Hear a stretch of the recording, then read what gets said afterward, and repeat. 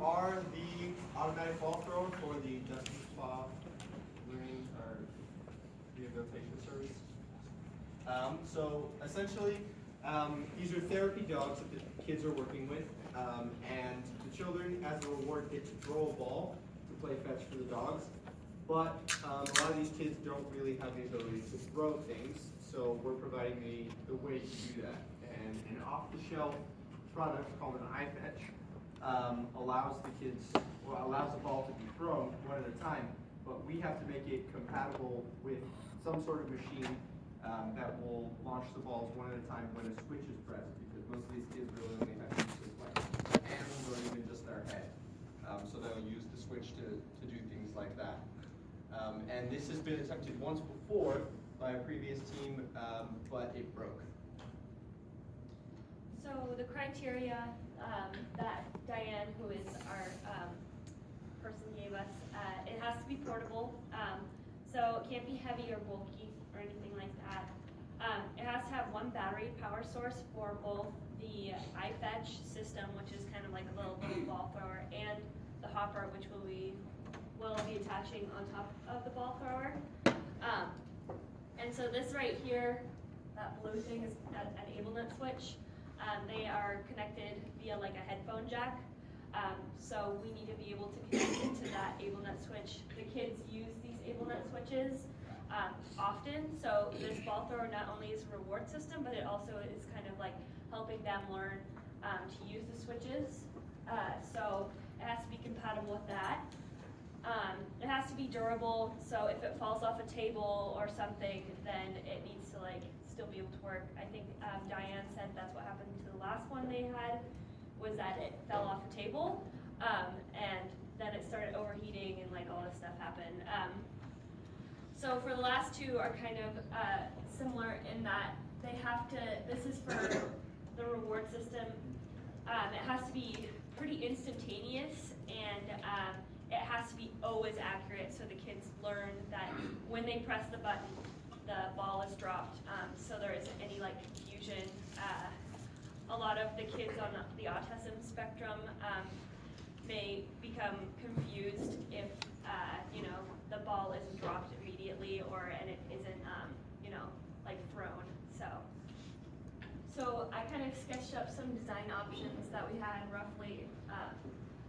So the first one was kind of a switch feeding mechanism on the left hand side, and we were going to have it so you have all the balls in there, and then the switch would drop the balls into or one ball at a time into the iFetch. The problem with that was that we were worried too many balls would fall in at once, and if that happens, then it becomes jammed, and it also defeats the purpose of having the switch. So the second one was kind of more, it's very similar. It's on the bottom middle right there. It's very similar to the other one in that there was a switch, but it was more of a box shape. That one we had problems with because, again, too many balls would fall in at once. The top one was the one we decided to go with. It was a pinwheel design. So it will spin once and drop a ball into the ball thrower. And then the bottom one we kind of like had a corkscrew design so that it spins a little bit every time. We thought this design was a little bit weirdly shaped, so we decided not to go with it because we have to attach it to the top of the iFetch. Okay, and eventually our team decided to pick the flywheel because we thought it was kind of the better decision, simply because of the reasons Darby was saying. All that we have to do is put in one ball at a time into this device here, and this little axle hill will turn about 90 degrees, and just drop the ball in there, into this little hole right here, and then it'll drop into the iFetch. And then we're planning on spinning this mechanism by, this will be the axle, which this is in turn connected to a motor right here, yeah, as you can see in this nifty little GIF. And this is a bit of a closer view of our kind of our flywheel prototype. And a concern we had about deciding whether to use a servo versus a DC motor. We're deciding on probably using a DC motor because that's going to supply enough power. And also, it doesn't have to spin exactly 90 degrees if we only have one ball in at a time. It just has to spin enough to where the ball actually just drops into this little hole right here. So it can even sort of misalign a bit, which is all right.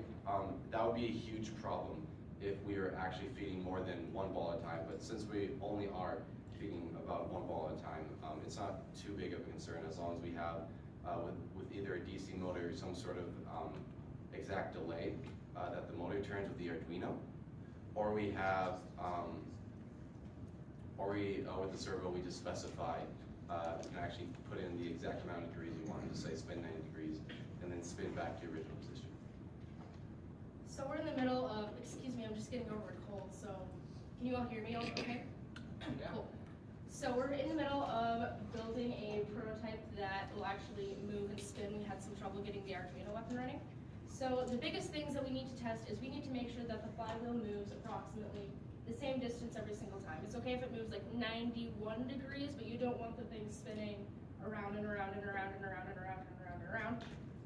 We need to be able to get the ball from here to run straight through into the proprietary mechanism smoothly. We don't want anything to get hung up in the middle. And the whole process needs to be quick for reasons we mentioned before. We decided about 5 seconds is a pretty reasonable time frame.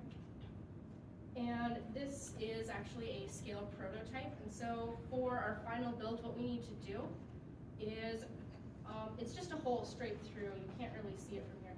What we're gonna do is there's going to be a sleeve that runs straight down through here, so there's no chance that the ball can get lost anywhere here in the middle of the casing. There's going to be guardrails that stick up right here so the ball can't fall over the side. Obviously, we're probably going to need something stronger than a foam core. And we're going to permanently mount the Arduino, and the motor and all of that is going to be inside the casing. That's why it's so tall. So we need to figure out how we're going to mount those exactly, where that's all going to go, all of that fun stuff. Any questions? So is this device at the bottom of like a bin full of balls, or is it just only going to be able to hold 3 balls or 4? It's just going to take it one ball at a time. That way it's kind of simplifies the process. We have the iFetch device. I don't know if you have a picture of it on here.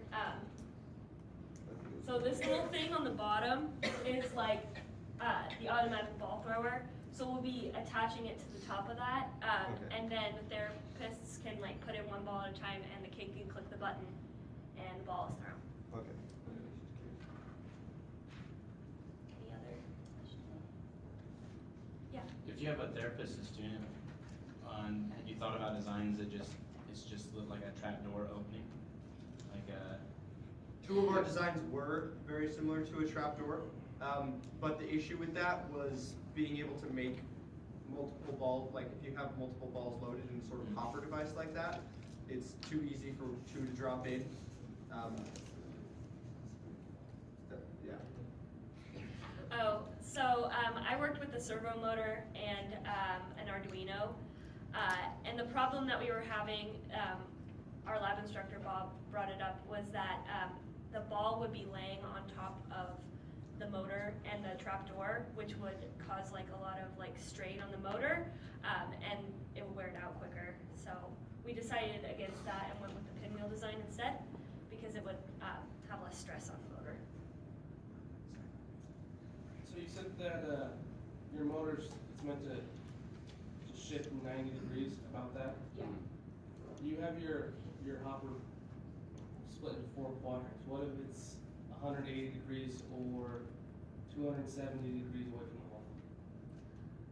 So we decided that, because I was working again with the servo motor, and I got it to move 180 degrees and then move back. So we're thinking about making it so that there's only one drop point, and then it'll be placed like right next to this hole in this quadrant. So like a hole up here into this hole, and then spun.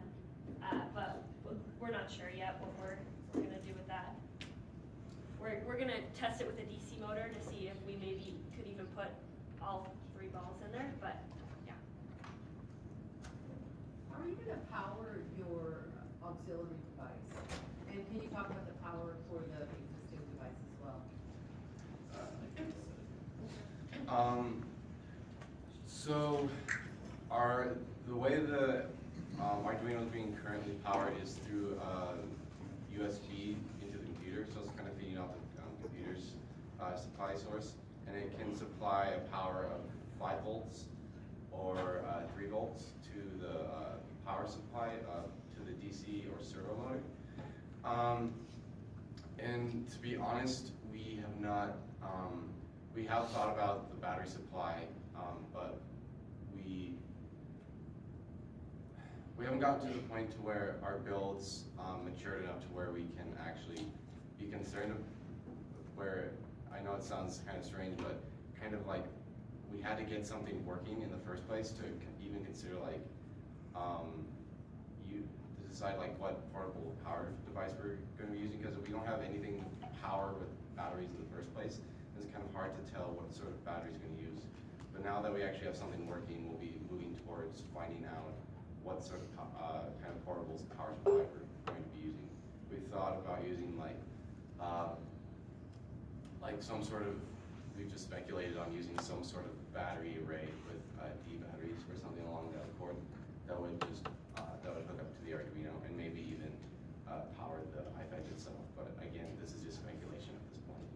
We really want to avoid like messing with any of the wires inside the iFetch, because I believe that was one of the issues with the last team who also worked with an iFetch, is that they had kind of bad soldering, so that's one of the reasons it broke. So we're trying to avoid, There's getting also, into the wires. yeah, there's also a safety concern as well, because we don't want our batteries to explode